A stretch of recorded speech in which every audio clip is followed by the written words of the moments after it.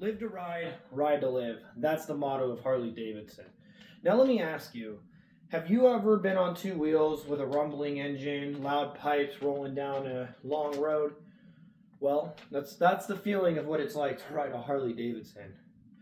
Harley Davidson isn't just known to being a company, but Harley Davidson is also known for the significant history that it brings. It's also known for the cultural shock that it brings throughout its history.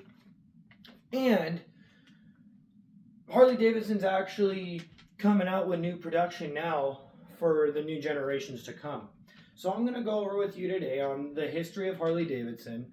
I'm going to go over the cultural shock, and I'm going to go over the future of Harley Davidson and what they want to implement for the future generations to come. So first goes into the origins and the history of Harley Davidson. If you look at Harley Davidson's website on the early history section, this is where I found my information and sources. In 1890s, Arthur Davidson and William Harley became friends. They both figured out that they both had the same interest in making bicycles with combustion engines.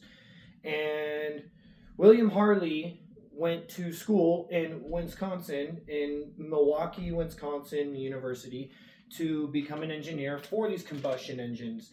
And Arthur Davidson was more of just the sales guy. And then at some point when they become incorporated in 1903, he becomes the secretary of the company. So they start off in a backyard in just a hut, and that's where they start their bike shop. That's where they make these bikes. That's where they craft them, and then over time, they're racing head competitors like Indian, making a name for themselves. In 1903, they became incorporated, like I said, and then in 1906 was when they made their second official factory, but it was their first official big factory. Okay. And then, not that much later, World War I happened, and in World War I, they contributed about 20,000 J model Harley Davidsons for radio, for reconnaissance, for all sorts of different things for soldiers to have, to just give them different sources and just different ways to fight.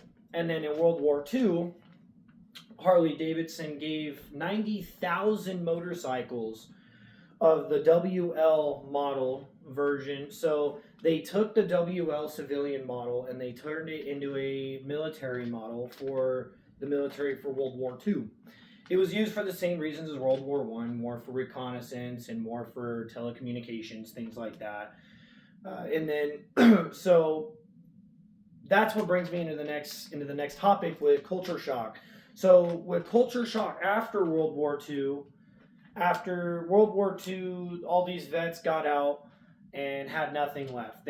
All that they had were all these bikes that they went to war with. That was the only thing that they knew for a long time. So Harley Davidson and the U.S. military found no reason to have these bikes anymore. So they sold all these bikes back to the veterans that wanted them, and that's what kind of brings into our culture today. When Harley, you got people that craft Harley Davidsons, that build them from the ground up, that people that ride together for groups or anything like that. That's where it all started, was right after World War II.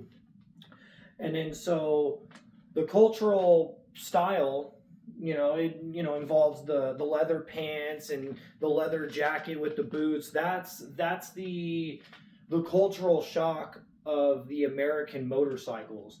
That's what people around the world know us for, and it influences people also all around the globe to dress the same style, because people look up to America, but Harley Davidson is just a big company that isn't just made in America, but is just a head competitor since the early 20th century.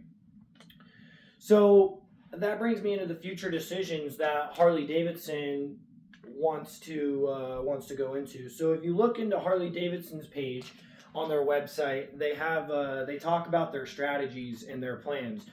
So the plans that Harley Davidson wants to implement for the future is they want to profit most on the touring motorcycles, which is a category, and then the large cruisers and the trikes, the three-wheelers.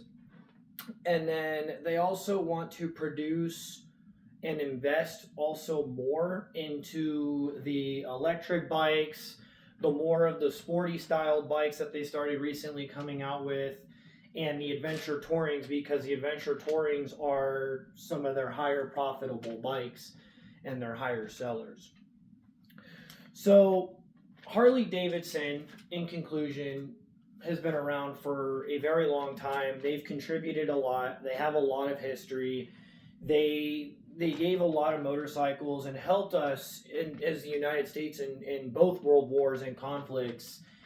And Harley Davidson as a whole has brought cultural shock, not just to the United States, but they brought a cultural shock all around the globe, to Europe, Asia, Africa, all these different countries that look up to the United States. Harley Davidson is just another reason to do that.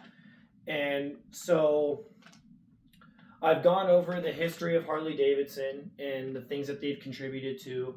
I've gone over the cultural shocks, and I've gone over the history, or not the history, the future of Harley Davidson and their plans that they want to implement for the future, and the bikes that they want to focus on and produce more of.